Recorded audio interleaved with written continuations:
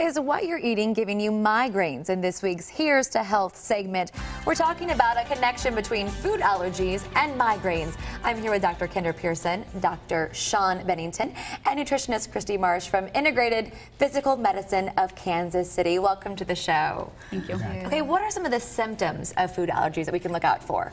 Food allergies are different than a lot of times what we connect with allergy symptoms. When you get stung by a bee, that's called an IgE reaction. It's immediate. There's swelling, and you know that bee caused that reaction. An IgG reaction is different. It's a slow onset. It takes about 5 days. So if you can imagine, I mean, I can't remember what I ate 5 days ago, so you know, I'm sure nobody can. So the symptoms though are foggy thinking. That may be what our problem is today. Slow reaction times, joint pain, fatigue, digestive issues. Those are all symptoms of a food sensitivity or IgE reaction. So how can we find out if we or our kids have food allergies? Well, in our clinics, oftentimes we find patients are suffering from symptoms like this, like unexplained weight gain or can't lose weight, fatigue, and we like to treat our patients as a whole, so we like to dig deeper. And in our offices, we do a comprehensive food allergy test. It's a very simple test. It's just a lab test done in-house, but it oftentimes gives us so much information about our patients, and then we can have a solution. So that's what we like to do, and it gives them answers they didn't know that they were suffering from these issues, and they can the results surprise them. Okay, so what are some of the common food allergies that we see?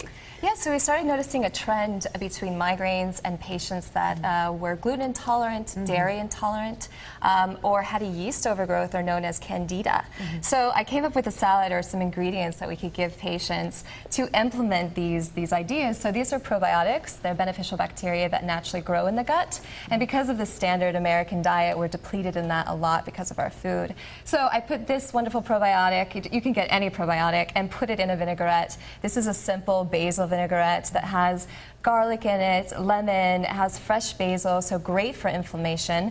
Mint is in here. These are the colorful flowers called marigolds or calendula that you can throw in there to make it look pretty. When you see a flower in a salad, you're like, really, is that edible? But it's good for you. Why? It is very good for you because it has something in there called carotenoids. So those are natural antioxidants that help with inflammation. It doesn't taste all that great, but it is edible, and you can put the basil vinaigrette on there and mask anything, which is nice. So this is baby greens.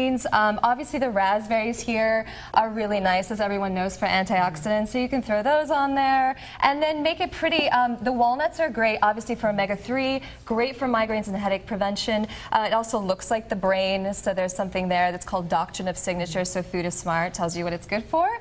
And then you throw, you know, a couple of these wonderful babies on there and you have a nice salad. So it's just something that gives the patients something they can do at home that's natural, and you can throw things like probiotics in your food, which is nice. And when folks do have food allergies and in migraines that might be as a result of food allergies, and they fix it, they change their diet, what kind of results do they feel?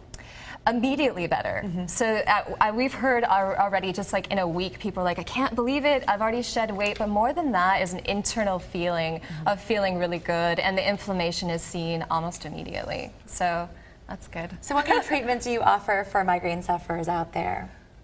We have lots, you know, so we can deal with the internal aspect, which is what we're talking about today, which is that internal inflammation. But we also have this great treatment. It's a nerve block, actually, that deals with the nerve that causes migraines. So it's we can go at it internally, externally. We have all the tools at our disposal. Well, it's a great approach, no doubt about it. Thank you so much for joining us this morning. I'm going to try one of those flowers. Yes, please go right ahead. Yeah, dip it in there.